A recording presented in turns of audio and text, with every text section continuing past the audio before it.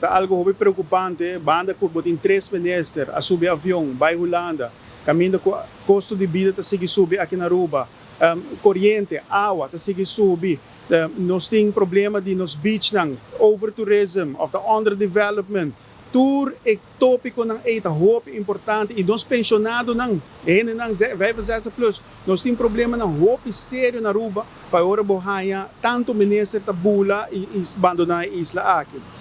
Pabai bobo pergunta, esta sina com a base do artículo 8, inciso 1 do regulamento de ordem, tur minister promete não subir avião, não tem que notificar parlamento e dia que não vai, e destinação que não vai, e também é motivo de viagem, que é meta de viagem.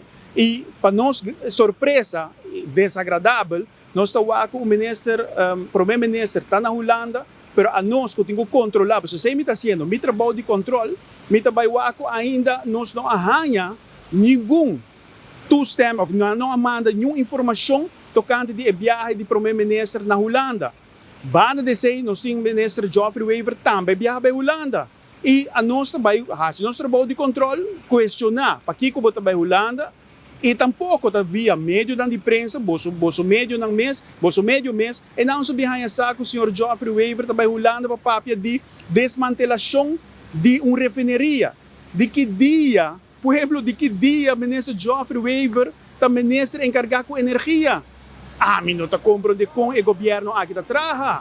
E é único, o meeting do na César, o que está de César, de caso que manda, basar o artículo 8, inciso 1 do nosso regulamento de ordem, da senhora Gerlin Cruz, que avisa que vai em Holanda dentro do período de 17 para 22 de maio, então inang para sobre e vai para o que trata introdução formal de nos ministro plenipotenciário na Aruba.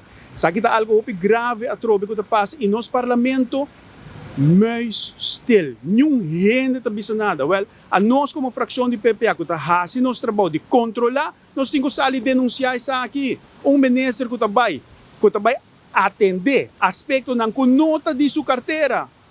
Nós estamos piando desmantelação e quem avisa para desmantelar? Nós acabamos com o primeiro-ministro Ropieta no caminho que nós estamos buscando de 2 pilares econômicos, a dona tanto apresentação de grêmio de profissional na para que está indústria petroleira, o ministro subir avião sem notificar.